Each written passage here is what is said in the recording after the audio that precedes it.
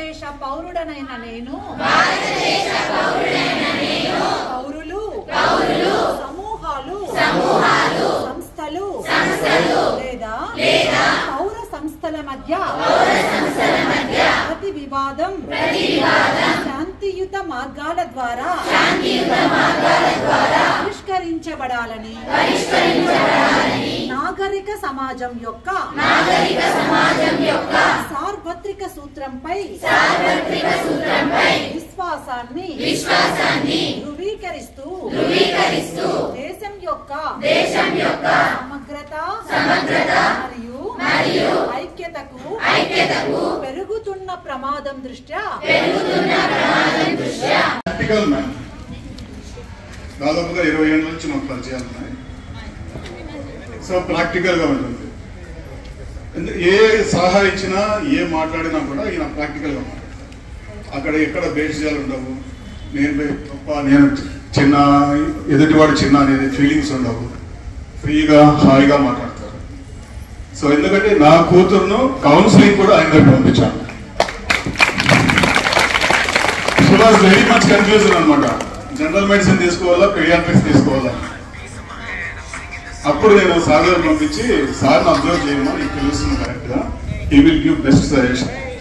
So today my daughter is in paediatrics అంటే just because of his counselling. అంతేకాకుండా మా ఇద్దరికి ఉన్న స్వారూప్యత ఏంటంటే సోషల్ సర్వీస్ యాక్టివిటీస్. మేమిద్దరు కలిసి ఒక సంస్థ పెట్టాలనుకుంటుంది, కానీ మా కొంచెం డిఫరెన్స్ అయినాయి. But services are going on. He is Banjara బంధు. ఆల్ ఎస్టీస్ కానీ ఎవరికైనా కానీ బంజారాస్ కి హీఈస్ గివింగ్ ఫ్రీ సర్వీస్. ఎటువంటి సర్వీసెస్ అయినా ఫ్రీగా చేస్తారు ఆయన. అందుకని ఆయనకు బంజారా బంధువుని బిరుదు కూడా ఇచ్చారు. అదేవిధంగా ఆరోగ్య విద్యార్థులకు దాదాపుగా 200 మంది విద్యార్థులకు ఫ్రీ సర్వీసెస్ ఇస్తుంటారు. సో ఎటువంటి వ్యక్తి ఈరోజు ఈ స్టేజ్ మీద వచ్చినప్పుడు ఆయన గురించి మాట్లాడకపోతే, తెలిసి మాట్లాడకపోతే నాకు శిక్ష పడుతుంది భగవంతుడి నుంచి అని. So please accept this apologies from our students. Give a big clap.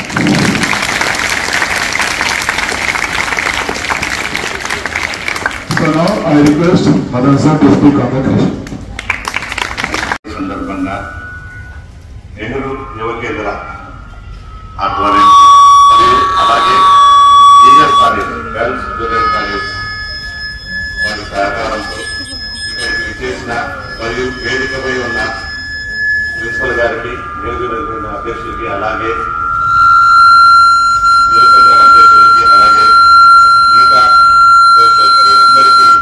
అందరికీ నా నమస్కారం. సో సార్ చెప్పినట్టు నేనేదో ఇదే కాదమ్మా, మీలాగే ఒక 30 years బ్యాక్ అంటే 1993లో 95 మీలాగే ఇక్కడ కూర్చొని ఇలాగే గవర్నమెంట్ స్కూల్లోనే మీలాగే తప్పట్లు కొట్టుంది కదా. అర్థమైందా? ప్రాక్టికాలిటీ అంటే ఏంటంటే ఇప్పుడు చెప్తాను చూడండి, సార్ చెప్పాడు. ఇవన్నీ మీరు ఇక్కడ నుండి వస్తేనే తెలుస్తాయి. గవర్నమెంట్ స్కూల్స్ అలాగే ఎందుకు నేను గవర్నమెంట్ స్కూల్స్ ఎక్కువ వస్తానంటే, సో ఎప్పుడు కానీ బంగారము వజ్రము ఎక్కడి నుండి వస్తాయి? అది కింద నుండి. సో అలా ఎవరైతే కష్టపడతారో, నాకు తెలిసినందరూ గవర్నమెంట్ స్కూల్ పిల్లలు చాలా కష్టపడతారు. అసలు 96% అంటే అనమాలేదు. సూపర్.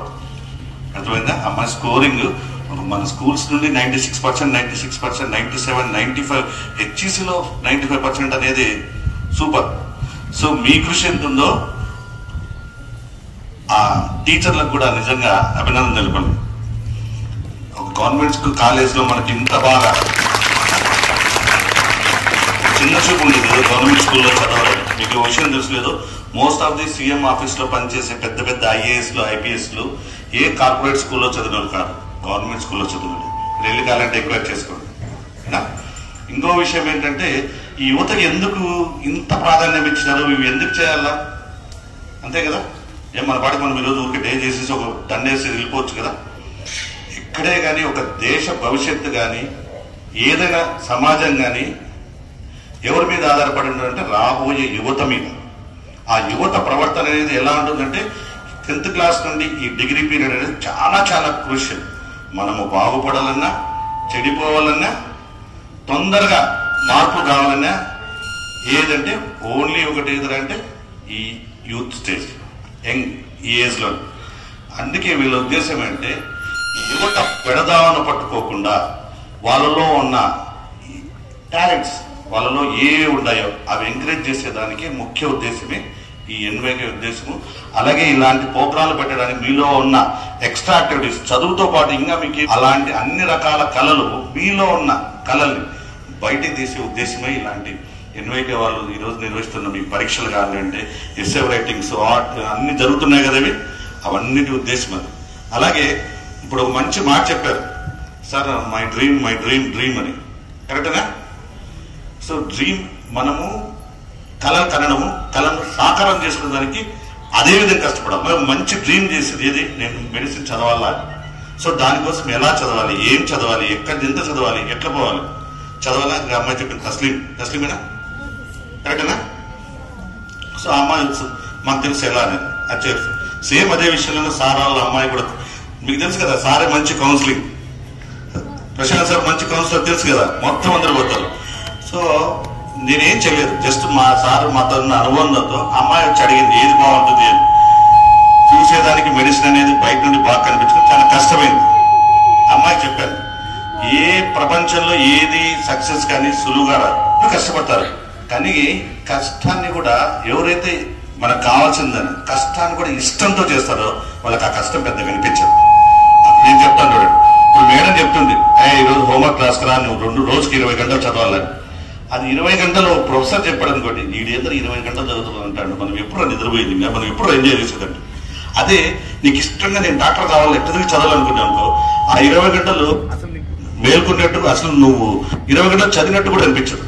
అంటే మీకు ఏదైనా చేయాలనుకుంటే దాన్ని కష్టపడుతూ ఇష్టపడుతుంది. అర్థమైందే? ఇది చాలా ఇంపార్టెంట్. ఊరికి ఏదో ఎగ్జామ్ కోసం చదివినామా, మార్కుల కోసం చదివినామా, ఏదో మా అమ్మ నాన్న కోసం చదివినామా, లేదో టీచర్ మనకు తిట్టాడని చెప్పి చదివినామా, అట్లా కాదు. మన కోసం మనం ఇష్టపడి చదివాడు, అప్పుడు సక్సెస్ మీ ఇంటి దగ్గర వస్తుంది. నాకు తెలిసిన వరకు గవర్నమెంట్ స్కూల్ పిల్లలకి కష్టపడి దొరకటము చిన్నప్పుడు నుండి అలవాటు అవుతుంది. అర్థమవుతుందా?